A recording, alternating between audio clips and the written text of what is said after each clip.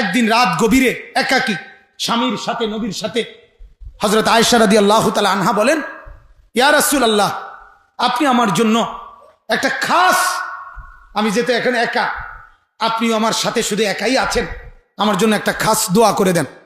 নবীজি দোয়া করছে, আল্লাহুম্মা গফির লি আয়েশা, আল্লাহ আমার আয়েশাকে মাফ করে দেন, মা কদ্দামাত ওয়া মা আখরাত, সামনের গুনাহ মাফ করে দেন, পেছনের গুনাহ মাফ করে দেন, মা আলানাত ওয়া মা আসররাত, প্রকাশ্য গুনাহ মাফ করে দেন, গোপন গুনাহও মাফ করে দেন।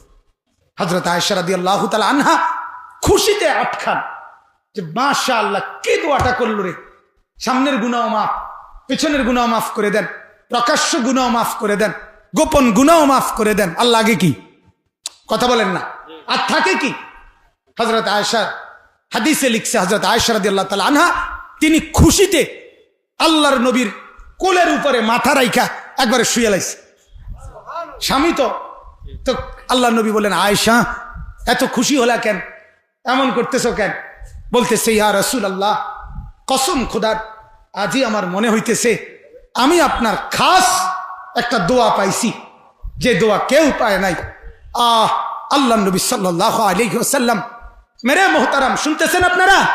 আল্লাহর নবী তখন চোখের পানি ফেলে বলছে, আয়েশা, আল্লাহর কসম আয়েশা, তোমার জন্য তো আজ রাত গভীরে একবার বলেছি, আর আমি মুহাম্মদ প্রতিদিন 5 ওয়াক্ত নামাজের পরে এই দোয়া আমি আমার উম্মতের জন্য প্রতিদিন করে থাকি।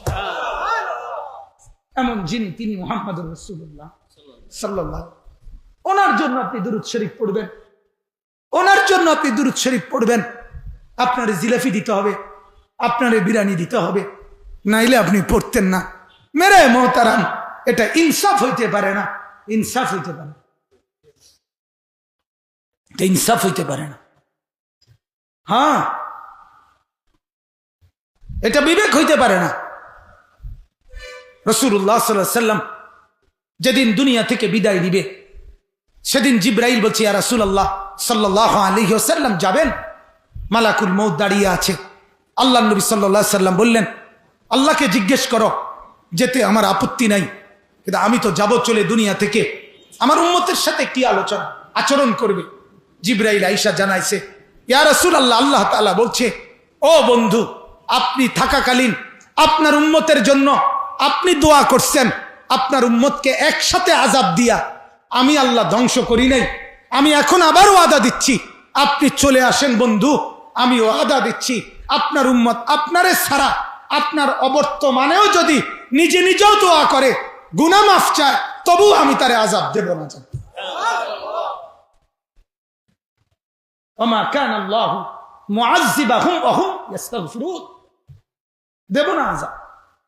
আপনি থাকতে যেমন দেই নাই, আপনি না থাকলেও দেব না। যান, যেদিন তিনি দুনিয়া থেকে যাচ্ছে, সেদিনও কার ফিকির? উম্মতের ফিকির। বলেন না, কার ফিকির বলেন?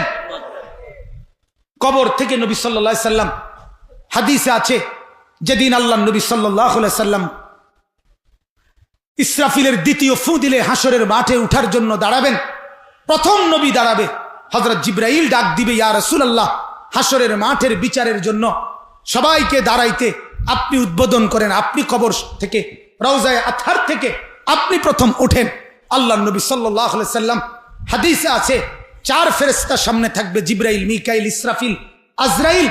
আল্লাহ পাকের নবী সাল্লাল্লাহু আলাইহি সাল্লাম রওজা মোবারক কবর শরীফ থেকে উঠে কপালের বালু মুছতে মুছতে জিবরাইলের দিকে তাকাইয়া প্রথম বলবেন, জবান দিয়ে প্রথম বলবেন, জিবরাইল, আমার উম্মত কোথায়?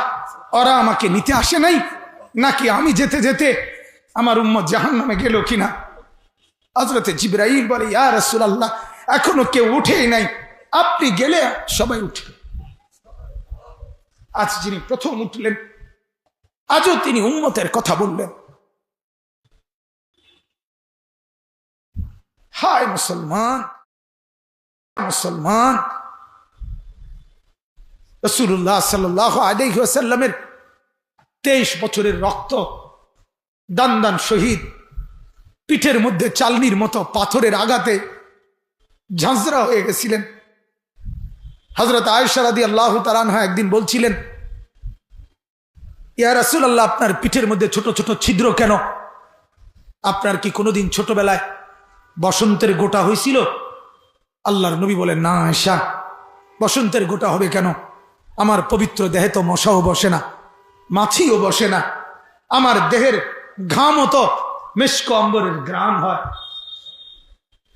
কাজে আয়েশা, এটা বসন্তের গোটার দাগ না, আমার পুরা পিঠ চালনির মতো ছিদ্র ছিদ্র।